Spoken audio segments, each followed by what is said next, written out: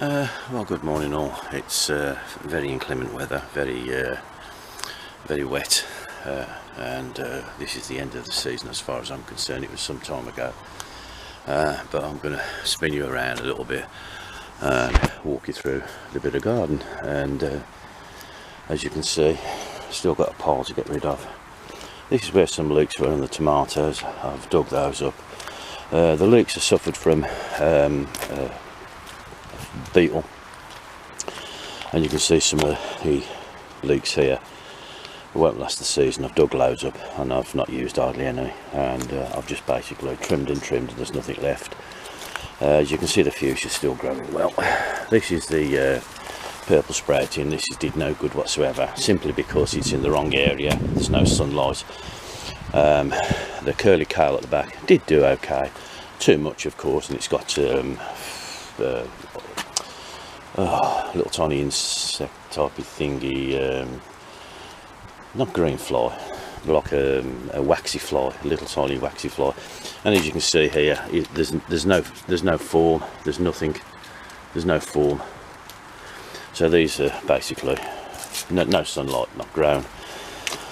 I've picked up some of the leaves. Sorry, it's raining, and I've picked up quite a few leaves and stuff and bits and bobs. I've got to clear the guttering out on the shed, but as you can see here, not much growing.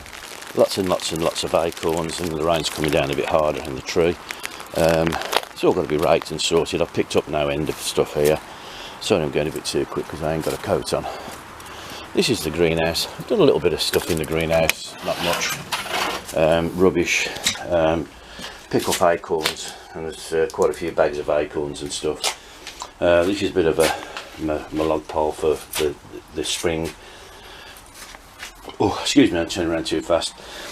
I've actually made some sort of rough staging across here, and with bits of wood I've got. I do make pens, so you've got various bits of wood around. The greenhouse is fairly dry. Evidently I'm quite happy with the greenhouse, and the reason I'm showing you this is also, I meant to show you as well, is the apple tree.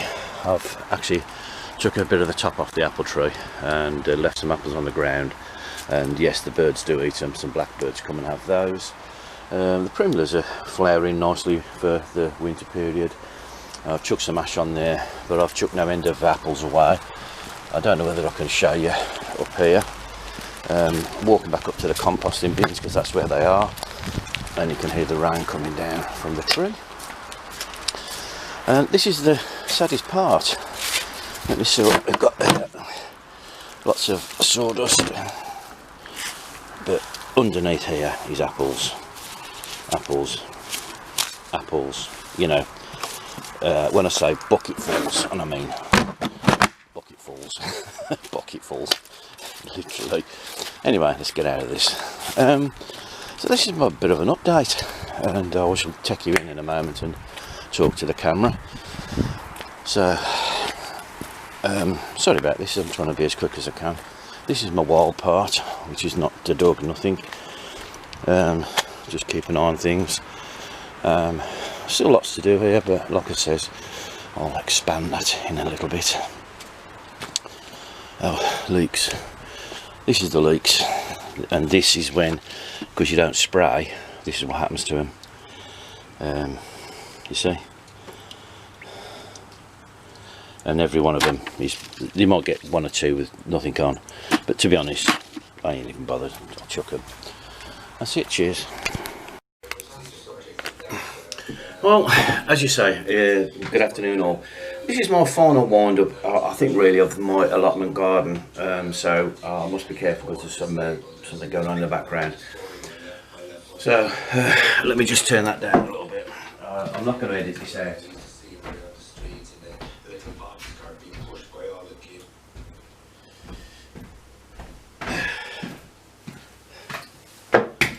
There you go. I'm even going to leave that in.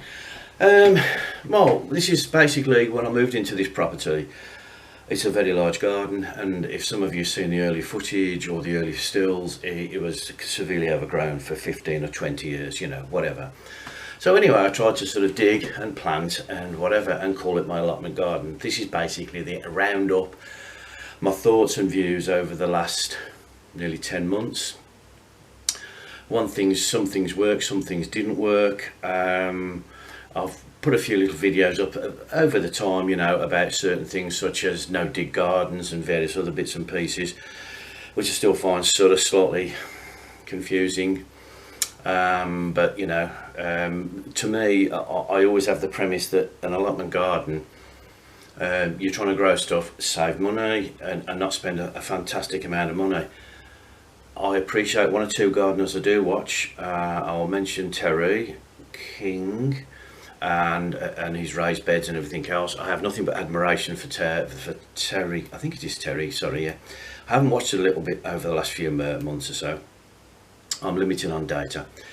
But yeah, I have got no truck with people who put the effort in and absolutely.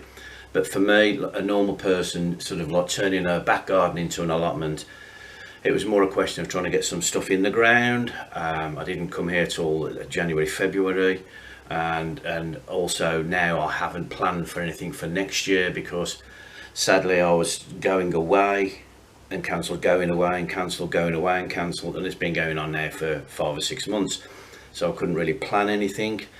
I'm still hoping to go away, but I don't think I will be going away, and I haven't planned for that, so that's the confusion. So I haven't got things ready to go in and everything else. To me, it's just like, right, bang some spuds in, get a few bits and pieces in. But anyway, let's not be waffling anymore. What worked, what didn't work? Well, basically I have two great big turkey oaks at the bottom of the garden, and they are quite some distance, you know, in spread, height, whatever. They block out the sun. The sun comes from this side and literally comes across and down. Naturally, with two big oaks there, it obscures quite a lot of the top garden, which I didn't realise at the time because I've only been here for this year. When I grew the runner beans, kidney, whatever you want to call them, down this bottom section, that was basically, Lorraine was saying that, you know, that's where her dad grew them many years ago, and that tended to catch the sun. They went very well. I grew some leeks in that position there, and the leeks grew very well. But before, but then I forgot, then I didn't spray for leaf beetle, the leaf miner. And basically, I should have done that. I didn't do that. I thought it would be okay, might be one or two, but basically, the 100 leeks I've grown, 90% have got leaf miner damage.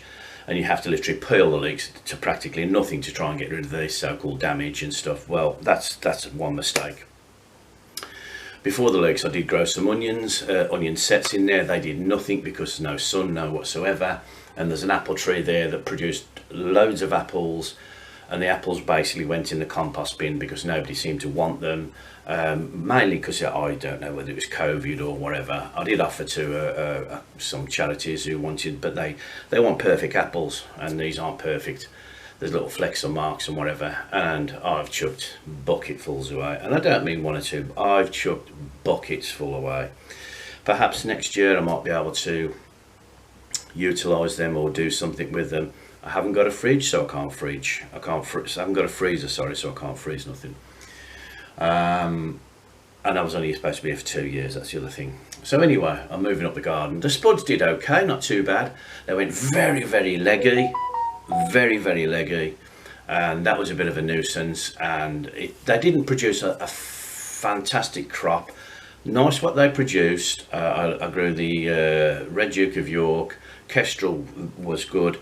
I do like the King Edwards. I like that potato anyway for, you know, mashing and chipping, and I do grew Desiree.